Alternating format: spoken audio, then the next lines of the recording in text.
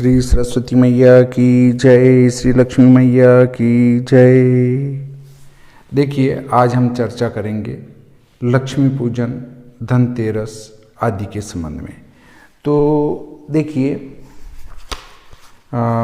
अभी संवत 2078 शक 1943 कार्तिक कृष्ण पक्ष द्वादशी मंगलवार दिनांक 2/11/2021 को प्रदोष वेला में यम दीपदान और श्री पूजन अर्थात शाम को 5:47 से 8:23 तक शुभ रहेगा। 2/11/21 को हमारा लक्ष्मी पूजन होगा धनतेरस का। धनतेरस के दिन जो लक्ष्मी पूजन किया जाता है, कुबेर पूजन की जाती है। धनतेरस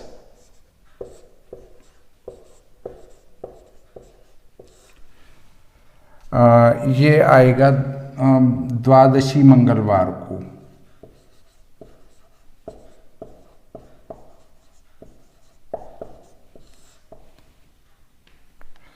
दिनांक 2/11/21।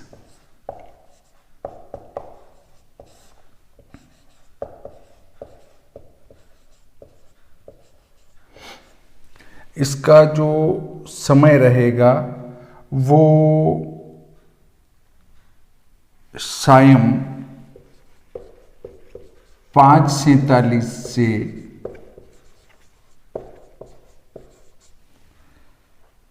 8:33 तक।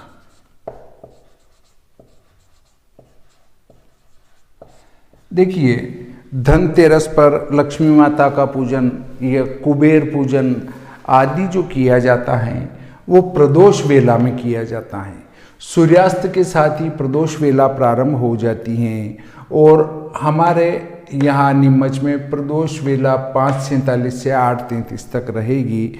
ऐसे ही मोटे रूप में देखा जाए तो हमारा उदयपुर, बांसवाड़ा, डूंगरपुर, प्रतापगढ़, इधर हम लेते हैं तो रतलाम,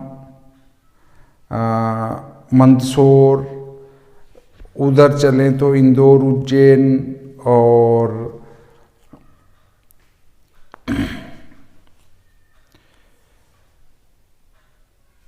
आगर, झालावाड़, कोटा, बूंदी, भीलवाड़ा, चित्तौड़गढ़ आदि इन जिलों और इनके ग्रामीण क्षेत्रों में लक्ष्मी पूजन का समय मोटे रूप से 2-5 मिनट 10 मिनट के अंतराल पर यही रहेगा। प्रदोष वेला धनतेरस पर जो लक्ष्मी माता का पूजन करते हैं, कुबेर पूजन करते हैं, उनके लिए ये जो है सर्वश्रेष्ठ समय है। इसका आप ध्यान रख सकते हैं। इस पे यम के लिए दुबदान भी किया जाता है। अब देखिए, कार्तिक कृष्ण पक्ष अमावस्या गुरुवार को महालक्ष्मी पूजन होगा। ये दीपावली होगी।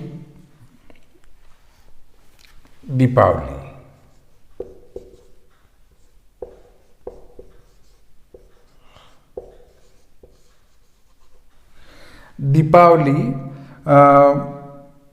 अमावस्या को रहती है, अमावस्या गुरुवार, और दिनांक पड़ता है 4/11/2021। देखिए, ये सब बताया जा रहा है श्री भादो माता पंचांग से। इसकी एक प्रति आपके पास होना चाहिए, बहुत ही बढ़िया है अगर आपके पास होती है तो। इससे मैं आपको समय बताता हूँ। प्रातः 6:43 से 8:06 तक शुभ, प्रातः 6:43 से 8:06 तक शुभ।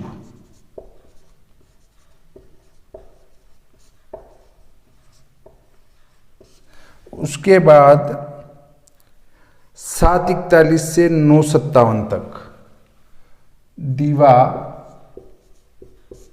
7:41 से 9:57 तक वृश्चिक लग्न।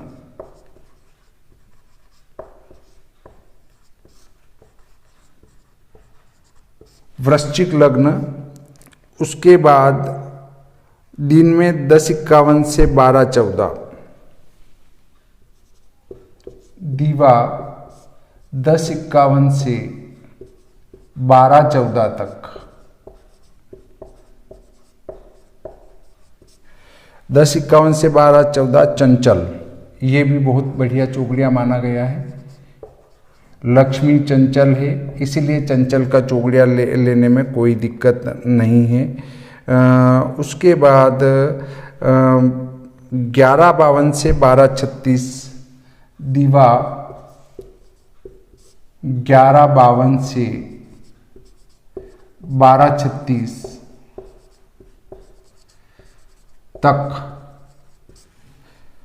12:36 तक अभिजीत।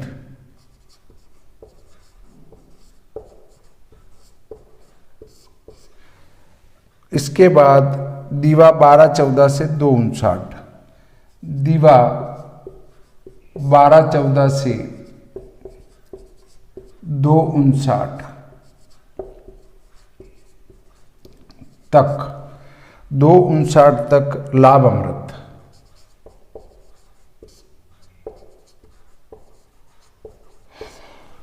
बाद में दीवा 1:46 से 3:18, दीवा 1:46 से 3:18 तक कुंभ लग्न। ये भी स्थिर लग्न है। वृश्चिक स्थिर है, कुंभ स्थिर है, वृषभ स्थिर है, सिंह स्थिर है। इसके बाद शाम 4:22 से 5:45, शाम 4:22 से 5:45 तक शुभ। शाम 5:45 से 8:21, शाम 5:45 से 8:21 प्रदोष वेला।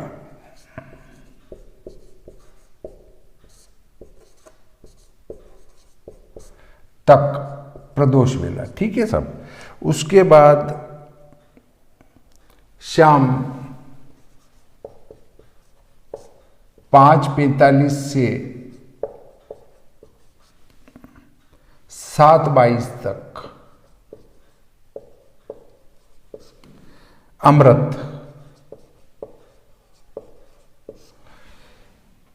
शाम 6:27 से 8:25, शाम 6:27 से 8:25 तक, 8:25 तक रहेगा वृश्चिक लग्न। ये वृश्चिक लग्न स्थिर संज्ञक है। उसके बाद शाम 7:22 से 9 तक, शाम 7:22 से 9 तक चंचल। रात्रि 12:54 से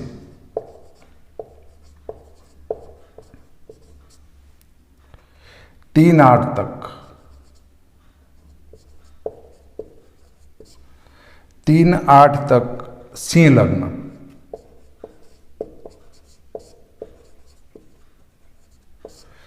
और रात्रि 3:29 से 6:43 तक शुभ अमृत। इस प्रकार आप अपने पूजन का समय नियत कर सकते हैं। काफ़ी समय है और इसके अनुसार आप कोई सा भी समय चयन कर ले तो ठीक रहेगा। दिन में 1:30 से 3 जो है वो राहु काल रहेगा, परंतु राहु काल दक्षिणी भारत में मान्यता प्राप्त है, हम राहु काल को नहीं मानते हैं। जहाँ लग्न शुद्ध होता है वहाँ पर राहु काल पर बिल्कुल भी विचार नहीं किया जाता है। बहुत सारे इस पर शंका करते हैं जो कि गलत हैं। फिर भी अरे राहु काल नहीं दिया तो मैंने पंचांग में कोष्टक में लिख दिया है कि 1:30 से 3 राहु काल रहेगा, पर उसको टालने की कोई आवश्यकता नहीं है। देखिए, आप 6:43 से लगातार 9:57 तक आप पूजा करा सकते हैं। सुबह 10:51 से लगाकर आप इधर लगभग 3:18 तक लगातार पूजा करा सकते हैं। 10:51 से 3:18 तक काफ़ी लंबा समय है। उसके बाद 4:22 से 5:45 तक शुभ रहेगा। इस समय में भी पूजन करवाई जा सकती है। और 5:45 से 8:21 तक प्रदोष वेला रहेगी, ये भी बहुत बढ़िया है। शाम को 5:45 से 7:22 ये अमृत रहेगा। देखिए, यहाँ पर प्रदोष और अमृत दोनों एक साथ मिले हुए हैं। उसके बाद 6:27 से 8:25 तक वृश्चिक लग्न रहेगा। 7:22 से 9 तक चंचल का चौगड़िया है, ये भी उपयुक्त है। तो देखिए, शाम को 4:22 से लगातार 9 बजे तक आप पूजन करवा सकते हैं।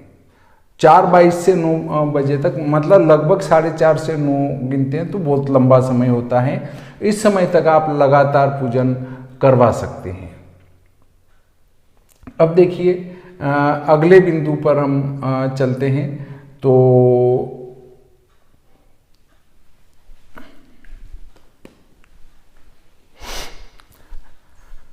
हमारा अब अगला त्योहार पड़ता है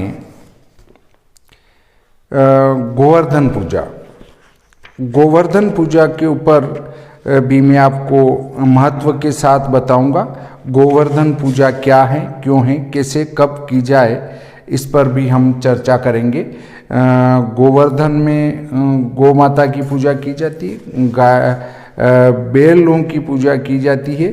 तो देखिए, इस दिन अगर पूजा अगर आपको करना है, सुबह गोवर्धन जो गाय के गोबर से बनाए जाते हैं उनका समय प्रातः काल में बहुत ही श्रेष्ठ रहने वाला है।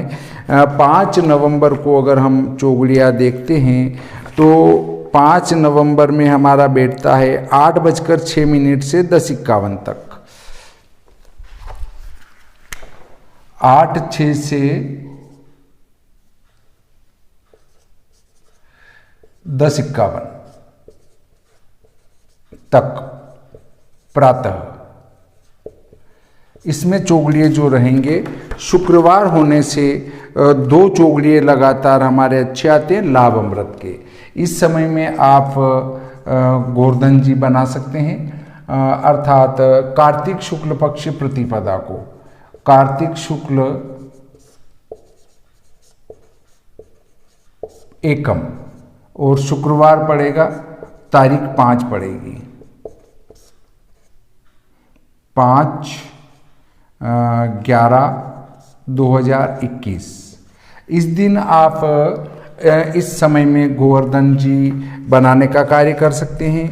शाम को जब आप वापस गोधन की पूजा करते हैं, गौ माता की पूजा करते हैं, तो इसमें स्थिर और प्रदोष काल ले सकते हैं। प्रदोष काल तो लगभग मोटे रूप में ये ही रहेगा। शाम ये प्रातः का टाइम है और ये शाम का टाइम है।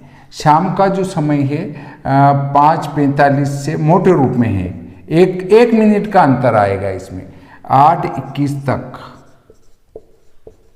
प्रदोष और लग्न जो हमारा रहने वाला है वो देख लेते हैं। देखिए 5 नवंबर को स्थिर लग्न वृषभ, 5 नवंबर को स्थिर लग्न वृषभ शाम को 6:23 से 8:21, शाम 6:23 से 8:21 तक। कौन सा? वृषभ लग्न। ये भी बहुत महत्वपूर्ण है। इस समय में आप कुल मिलाकर 5:45 से 8:21 तक गौ माता की पूजा कर सकते हैं, क्योंकि यदि आप अगर चौगड़िया देखेंगे तो चौगड़िया 3 घंटे के बाद अच्छा मिलेगा, और 3 घंटा देखते हैं तो 5:45 पर सूर्यास्त होता है, तो 5 ने 3 8:45 के बाद आप चौगड़िया अच्छा आता है, तो 8:45 के बाद 1.5 घंटे तक आप पूजन कर सकते हैं, पर वो बहुत लेट हो जाता है। ये समय बहुत ही बढ़िया है सुबह गोवर्धन जी बनाने का। फिर प्रदोष काल और वृषभ लग्न में आप स्थिर लग्न में गौ माता का पूजन कर सकते हैं, बेलों की पूजन कर सकते हैं। देखिए अब हम चर्चा करते हैं उस बिंदु पर जो आपके लिए बहुत महत्वपूर्ण है। दीपावली के दिन अच्छे चौगड़िए में हम देशी गाय का गोबर लाएंगे, कट्ठा गोबर हो, उसके लक्ष्मी जी बनाएंगे, उनकी पूजा करेंगे।